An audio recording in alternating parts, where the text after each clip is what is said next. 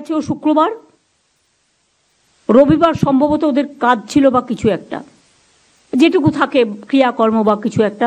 আমি ইচ্ছা করে সেদিন ডিস্টার্ব করিনি পরিবারকে। মুরলি গেছিল রিপোর্ট দিতে বিকেলে, সোমবার দিন সম্ভবত আমি তাদের বাড়িতে গিয়েছিলাম, মোস্ট প্রবলি সোমবার, মঙ্গলবারও হতে পারে, বাট আমার মনে হচ্ছে সোমবার। সোমবার দিন গিয়ে আমি ডিটেলস তাদের জানাই, বাবা মাকে, সাথে আমার সিপিকেও নিয়ে যাই, এবং আমি তাদের কি কি অভিযোগ আছে সবটা সিপিকে রেকর্ড করতে বলি। আর অনেকে বলে বেড়াচ্ছে না আমি টাকার কথা বলেছি, আমি মোটেই বলিনি। আমাকে প্রমাণ দেখা কোথাও আমি টাকার কথা বলেছি, মেনশন করেছি। মিথ্যে কথা, কুৎসা, অপপ্রচার, চক্রান্ত। সেদিনের ভিডিওগ্রাফ প্রত্যেকে আমি নিচে নামার পরে প্রেস করেছিলেন, প্রেস কনফারেন্সে প্রেসের সাংবাদিকরা ছিলেন, আমার সাথে সিপি ছিল, এবং আমার পরে আবার তার বাবা মাকেও আপনারা জিজ্ঞেস করেছিলেন, সে রেকর্ডও আমাদের কাছে আছে। আমি কি বলেছিলাম তার আগে আপনাদের মনে রাখতে হবে, আমি যেদিন যাই তার আগের দিন রেসিডেন্সিয়াল ডক্টর ফোরাম একটা অফিসিয়াল স্টেটমেন্ট করেছিল। তার 3 নম্বর পয়েন্টে লেখা ছিল adequate compensation to the victims family. আমি চিঠিটা আপনাদের পড়েও শোনাতে পারি, ভাববেন না আমি এমনি কথা বলি। মনোজ, তোমাকে আমি চিঠিটা ফরওয়ার্ড করেছি, তুমি এটা পড়ে শোনাও তো কি লিখেছিল রেসিডেন্সিয়াল ডক্টরসদের, কি ডিমান্ড ছিল আমি যেদিন যাই তার আগের দিন। ম্যাডাম, এটা 11 তারিখে চিঠি আছে রেজিডেন্ট ডক্টরস অ্যাসোসিয়েশন তরফ থেকে, অফিসিয়াল স্টেটমেন্ট। এখানে ডিমান্ডস বাদ দিয়ে প্রথম ডিমান্ড হচ্ছে relevant evidences including CCTV footage and post-mortem reports should be shared with the committee representatives of protesting resident doctors. Second demand chilo written apology and resignation of higher authorities, Principal MSFE Uday Madyanik, Chest Medicine HOD and on duty ACP of Arjikar Medical College Police Outpost within 12 hours. Third demand chilo immediate announcement of adequate compensation for the family of the victim. Fourth demand এই জন্য আপনাদের শোনালাম যে ওরাই একটা demand করেছে for the family of the victim. Fourth demand, এটা রেখে দাও। জি ম্যাম। এই জন্য আপনাদের শোনালাম যে ওরাই একটা ডিমান্ড করেছিল। তাছাড়াও গভর্নমেন্টের একটা সুপ্রিম কোর্টেরই নির্দেশ আছে যে এই ধরনের ভিকটিমসদের একটা হেল্প করার, কিন্তু তাও আমি বলিনি। আমি বাবা মাকে যেটা বলেছিলাম অন রেকর্ড, যেটা আমি বাইরেও বলেছিলাম, যে দেখুন মৃত্যুর বিকল্প টাকা হয় না। আপনারা খুবই মর্মাহত, আমরাও মর্মাহত, কিন্তু যদি কোনোদিন মনে করেন আপনার মেয়ের স্মারক মানে মেমারির জন্য কোনো ভালো কাজ করবেন, আমাকে বলবেন, আমাদের গভর্নমেন্ট আপনার পাশে আছে, নাথিং এলস। আমি জানি কোনটা কখন বলতে হয়, এবং একই কথা আমি কিন্তু অফিসিয়ালি প্রেসকেও বলেছিলাম। তা সত্ত্বেও যারা কুৎসা করে বেড়াচ্ছেন, আই এম সরি, তারা কি চায়? বিচার চায়, না বিচারের নামে কেসটাকে ঝুলিয়ে দিতে চায়? কি চায়? আমাদের পুলিশ তো 1 বছরের মধ্যে মাটিগাড়ায় একটা কেসে ক্যাপিটাল পানিশমেন্ট করেছে।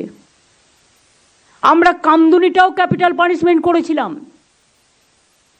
কিন্তু এখানে কোর্ট বড় ব্যাপার পালন করেন। হাইকোর্ট কিন্তু তাদের দুজনকে বাদ দিয়ে লাইফ সেন্টেন্স করে দিয়েছিল। এখন আবার লাইফ সেন্টেন্স হলে আবার কোর্ট থেকেই রেকমেন্ডেশন আসে তাদের ছেড়ে দেওয়ার জন্য। আজকে আমার কাছে একটি কেস এসেছিল, আমি বলছি এখন আমি করতে পারবো না। তার কারণ হচ্ছে আমরা অলরেডি পাস করেছি যে এই ধরনের কেস আমি করতে পারবো না। আমরাও বন্দি মুক্তি চাই, আমরা 700-1,500-এর ওপর লোককে মুক্তি দিয়েছি, কিন্তু there is a limit for case to case basis. কখনো আপনি বলবেন করা যাবে না, কখনো বলবেন করা যাবে, কোনটা মানব? আজকে পুলিশের পারমিশন নেওয়া হচ্ছে না, দুর্ভাগ্যবশত কেউ কেউ ওপরতলা থেকে পারমিশন করে দিচ্ছে, বিচারের বাণী নীরবে নিভৃতে কাঁদছে। কেন? পুলিশ দেখবে না ল অ্যান্ড অর্ডার প্রবলেম হতে পারে? ভাগ্যিস কদিন পুলিশ সামলেছে, শান্তিপূর্ণ, মার খেয়েছে, নিজেদের রক্ত দিয়েছে, কিন্তু তবুও কারো রক্ত নেয়নি। আমি এটা ওদের অ্যাপ্রিসিয়েট করি। সাথে সাথে আপনাদেরও বোঝা উচিত সবার, পুলিশও কিন্তু আপনাদের সারাক্ষণ পাহারা দেয়, তারাও কিন্তু আপনাদের মতো মানবিক জীব, মানুষ। তারাও কিন্তু মানবিক মানুষ, তাদেরও সংসার আছে, তাদের পরিবার আছে। যাকে পাচ্ছেন তাকে নিয়ে যা ইচ্ছে তাই বলে যাচ্ছেন। কেউ কেউ একবারও ভাববেন না আপনার পরিবারকে তুলে যদি কেউ এই কথা বলে তাহলে আপনার কি হবে, আপনার মানসিকতা কি হবে। কলকাতা পুলিশ কমিশনার আমার কাছে নিজে এসছে অনেকবার পদত্যাগ করার জন্য, গত 7 দিন আগে। সামনে পুজো, আপনারা এবার আমায় বলুন, ল অ্যান্ড অর্ডার লোকটাকে তো জানতে হবে যে থাকবে কোন পাড়ায় কোন পুজো হচ্ছে, পুজো কমিটিগুলো কি থিম করছে, কোথায় কি পুলিশ পোস্টিং আছে। এটা পুজোর সময়, কিছুদিন ধৈর্য ধরলে কি মহাভারত অশুদ্ধ হয়। আপনারা ঠিক করবেন সবাইকে চেঞ্জ করতে হবে। যতটা বলছেন যতটা পারছি আমরা করছি। আপনি আমাকে 10টা ডিমান্ড দিতে পারেন, আমি 5টা করতে পারি, 5টা নাও করতে পারি। আমি তো অলরেডি ইতিমধ্যে অনেকগুলো করে দিয়েছি। কাজেই আপনাদের আমরা বলছি, পুলিশ ইভেন্ট সেদিন সঙ্গে সঙ্গে যেই কোর্ট নির্দেশ দিয়েছে সিবিআইয়ের, সব কাগজপত্র, ভিডিও রেকর্ডিং, এমনকি ডিএনএ টেস্ট সহ রিপোর্ট সহ সব কিছু হ্যান্ডওভার করেছে। আমাকে আপনারা বলছেন হোম মিনিস্ট্রি থেকে একটা চিঠি লিখলো সিআইএসএফকে জায়গা দাও। আমি ববিকে পাঠিয়ে ইন্দিরা হসপিটালের 30 বেডেড হসপিটাল এবং একটা প্রাইমারি স্কুল কর্পোরেশনের সেই দুটোকে দিলাম।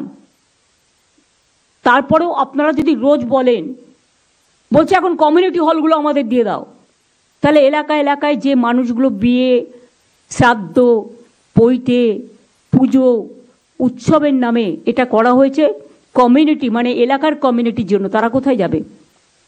নিশ্চয়ই জায়গা খুঁজে দিন। আরজি করের পাশে আরও যদি জায়গা চায়, আরজি করের পাশে যে জায়গাটা পড়ে আছে, আমি সিএসকে বলবো ডেকোরেটর ডেকে আনুন। আজকাল সব কিছু হয়ে যায় খুব তাড়াতাড়ি, করে দিন। তক্তা পেতে দিন, খাট পেতে দিন, বাথরুম ওয়াশরুম টওয়াশরুমগুলো করে দিন। কিন্তু আপনি যদি একটা কনজেস্টেড এরিয়ায় আমাকে বলেন 2 ঘন্টার মধ্যে জায়গা খুঁজে দিতে হবে, হাউ ইজ ইট পসিবল? যে জায়গাটা আরজিকর হসপিটাল, সেই জায়গাটা ভীষণ কনজেস্টেড। আর যদি সেই জায়গাটা না করতে পারেন, তাহলে আপনাদের পুলিশের যে ব্যারাক আছে বিভিন্ন জায়গায় যেখানে অ্যাভেলেবেল, দরকার হলে আপনি বাস অ্যারেঞ্জমেন্ট করে দিন, বাস তাদের তুলে নিয়ে আসবে, বাস তাদের পৌঁছে দেবে। তারা আর কি চায়? জামা কাপড় চাইলে দিয়ে দিন, খাবার দাবার চাইলে দিয়ে দিন, আর কি কি দেওয়ার আছে? আপনারা যদি কাউকে পাঠানো, দায়িত্বটা তো সেন্ট্রাল গভর্নমেন্টকে নিতে হবে। সবটাই স্টেট গভর্নমেন্টের উপর আপনারা চাপিয়ে দেবেন আর মিথ্যে কথা বলবেন আমরা দিইনি, এটা ঠিক নয়। আমরা 3টি জায়গা দিয়েছি। কিন্তু আপনি যদি রোজ সংখ্যা বাড়ান বাংলাটাকে গ্রাস করবার জন্য, পুলিশের হাত থেকে সবটাই কেড়ে নিতে চান রাজ্য সরকারকে, কেন্দ্রীয় সরকারের এর মধ্যে পুরো চক্রান্ত আছে। আমি কোর্টকে কোনো ব্যাপারে একটি কমেন্টসও করব না, because we are bound to accept the court verdict. কিন্তু মনে রাখবেন কেন্দ্রীয় সরকারের সম্পূর্ণ চক্রান্ত আছে এবং আরও কয়েকটা left parties, they are also involve in this conspiracy, যাদের মানুষের কাছে যাবার ক্ষমতা নেই। যেহেতু আমরা কিছু পাল্টা করছি না, একতরফা হয়ে যাচ্ছে। রাতের বেলায় পুজোর সময় পুলিশ রাত জেগে পাহাড় দেয়, কোনো দুর্ঘটনা ঘটলে পাহাড় দেয়, দাঙ্গা হলে পাহাড় দেয়, দুর্যোগ হলে পাহাড় দেয়। কিন্তু প্রতিদিন রাতে আপনারা যদি রাস্তায় থেকে, অনেক মানুষ তো ডিস্টার্ব হয়, অনেক এলাকায় অনেক বয়স্ক মানুষ আছে, মাইক লাগালে তাদের ঘুমের অসুবিধেও হয়, যার জন্য নিয়মও আছে পলিউশন কন্ট্রোল বোর্ডের, 10টার পর মাইক বাজানো যাবে না, বা এত স্পিডে মাইক বাজাবেন তার বেশি বাজানো যাবে না। তা সত্ত্বেও আমরা সব ছেড়ে দিয়েছি। 1 মাস তো হয়ে গেল, আজকে 9 তারিখ, 1 মাস 1 দিন, 31শে মাস গেছে। আমি অনুরোধ করব পুজোতে ফিরে আসুন, উৎসবে ফিরে আসুন, আর সিবিআইকে বলবো তাড়াতাড়ি বিচারের ব্যবস্থা করুন। এটা তো এখন আপনাদের হাতে, আমাদের হাতে নেই। এখন সাজা পুরো সিবিআইয়ের হাতে।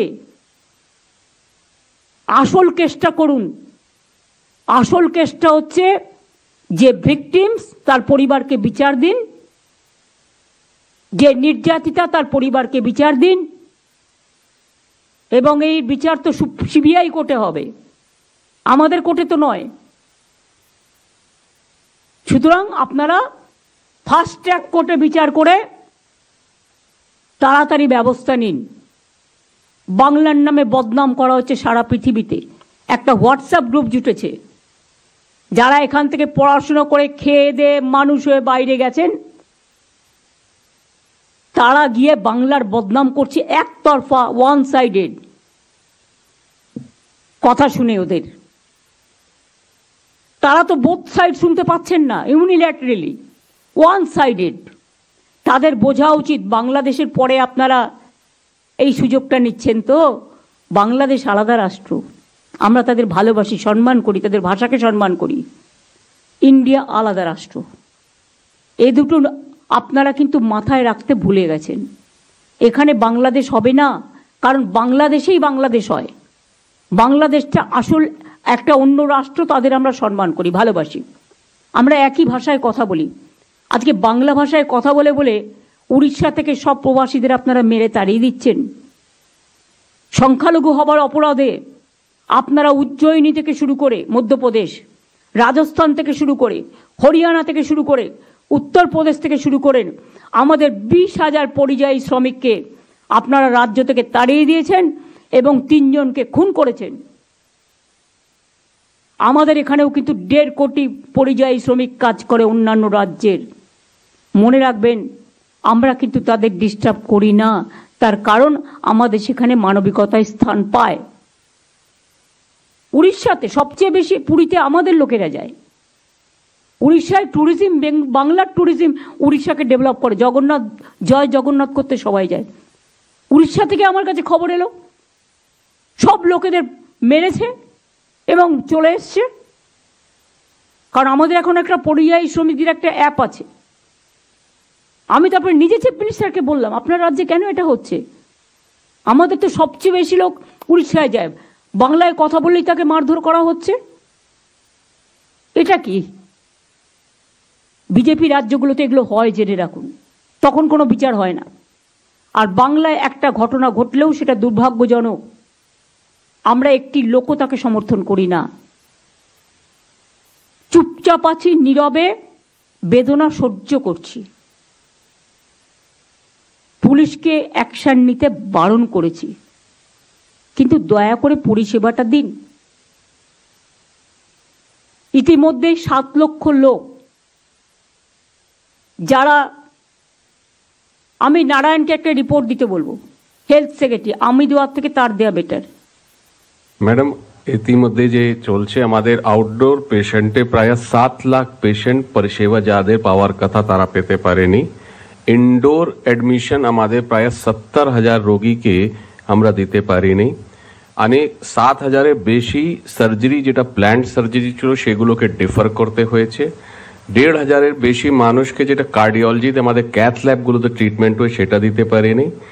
এই ছাড়া ম্যাডাম আমাদের বেশ কয়েকটা ডেথও হয়েছে, যেটা আমরা কয়েকটা মিডিয়া রিপোর্ট থেকে আর বিভিন্ন সোর্স থেকে পেয়েছি। প্রায় 21, 22, 23টি আমরা ডেথ রিপোর্ট অলরেডি, আজ পর্যন্ত 23টা হয়েছে। 23টি আমরা, তোমার ধরো হসপিটালে এসছে কিন্তু ফিরে গিয়ে ট্রিটমেন্ট পায়নি, বাড়িতে মারা গেছে, সেই কেসগুলো বুথ লেভেল থেকে খোঁজ নাও। ইয়েস ম্যাডাম, সেগুলো ক্ষেত্রে মেলে কিন্তু পুরোপুরি, কেন আমাদের প্রায় অনেকগুলো রেজিডেন্ট ডক্টর আমাদের ব্যাকবোন মতো কাজ করে, সিনিয়র ডক্টর।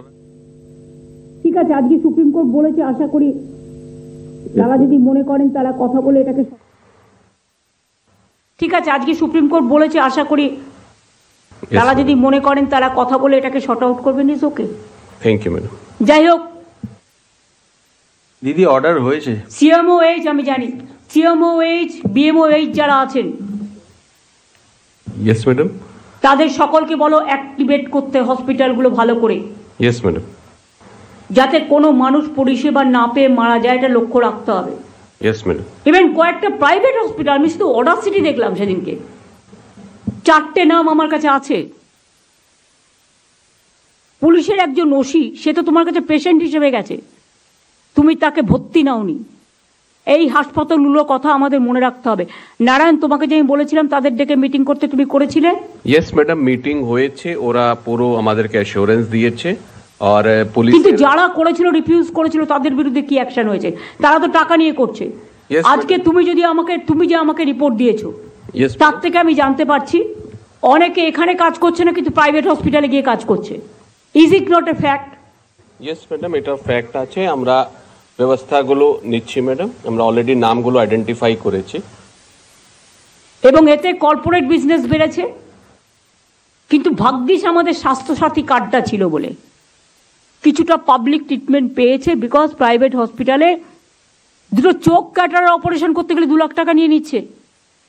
যে 5 লাখ টাকাটা তার পরিবারকে সে দিতে পারত সারা বছরে, সেই টাকাটা একটা জায়গায় চলে যাচ্ছে। এগুলো তো মানবিক সমস্যা।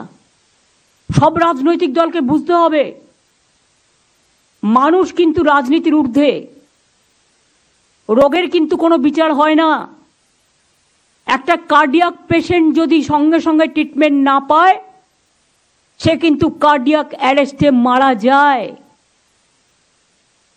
যার ঘরে না হয় সে এটা বুঝতে পারে না। ক্যাথল্যাব ছিল না বলে একজন মা তার ছেলেকে কিডনি দিয়েছে, কিন্তু বাঁচাতে পারল না, কারণ ক্যাথল্যাবটা চেঞ্জ করা হয়নি। হার্ট অ্যাটাক কখনো অপেক্ষা করে কারোর জন্য?